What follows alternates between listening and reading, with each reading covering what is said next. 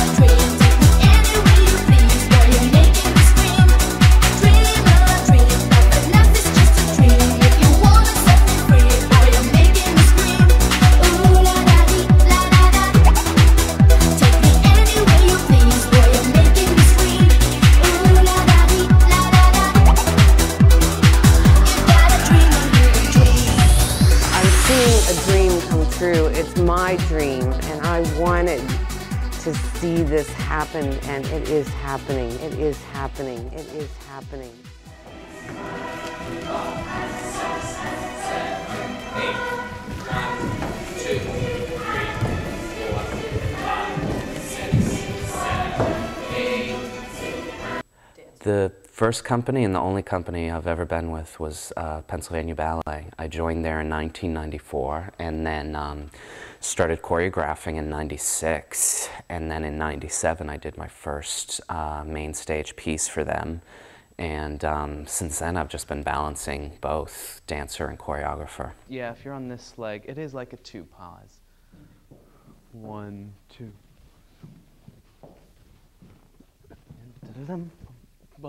I first danced Midsummer Night's Dream in 1985. I was 10 years old, and I was in the first production Boston Ballet ever did.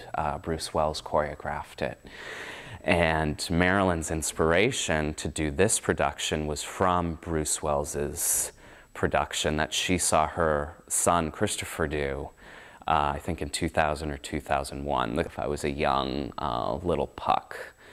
And so it's just really ironic that what she was inspired by was what I was originally in. It was the first time I ever worked with a choreographer that was setting something on me as a child, and now I'm doing the same thing, so it's very special. I fell in love with this ballet when I saw that particular version and sat through it 6 times. I was so enchanted, and really no one in the audience could finish without having tears rolling down their faces. It was just in a class by itself. And it's never been done in this area. It's of all the regional companies, it has not been performed. And as I sat through these 6 sittings consecutively, I kept thinking, why not? Why not? And so the idea came to me, let's do our own new thing here and look for a choreographer. Marilyn Budzynski called me, I guess about a little over a year ago. She just left me this message really stating, I want to do a new Midsummer Night's Dream with choreography, new everything, and I would like to offer you, you know.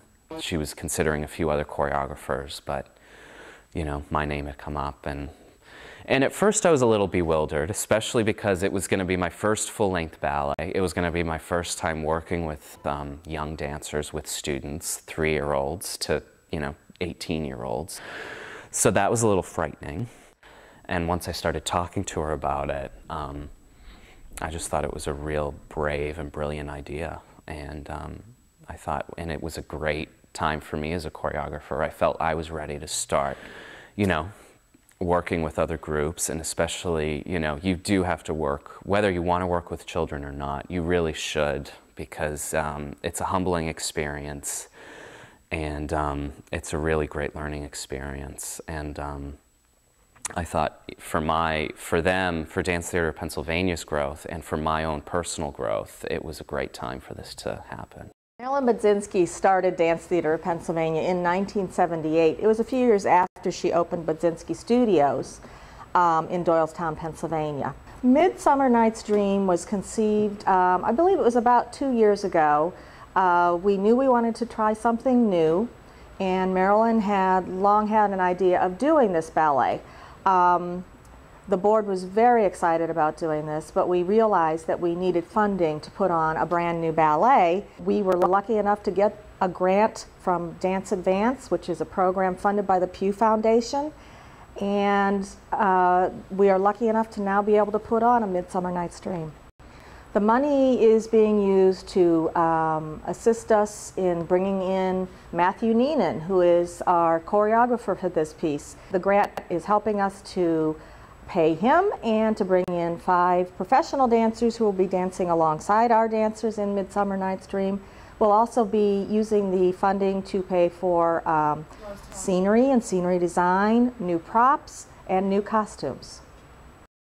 I decided to go in the direction of bringing in a choreographer and starting from scratch, because I felt that this is a brand new experience for all of us in this ballet company and Dance Theater Pennsylvania, and the school children as well, to sort of witness the coming together of the evolution of the ballet and the creative process. They are used to having basically somebody come in and go ahead and just have that choreography prepared, and they'll show them what it is and they'll do the choreography. But in this case, they're watching the evolution of the ballet itself, and they're standing there in their pointe shoes for 4 and 6 hours at a time. And sometimes Matthew will roll his eyes and think for a moment, and it may take 2 hours just to get 30 seconds of choreography, but they're seeing the real thing happening. Hey, which is what he really wants. Duh. And then I want you to call the fairies and have you dance for him. With the creative process, it's a little different for me, especially working with children, because when I work with professional adults, I never plan ahead, ever. I go in there and I make it up on the spot.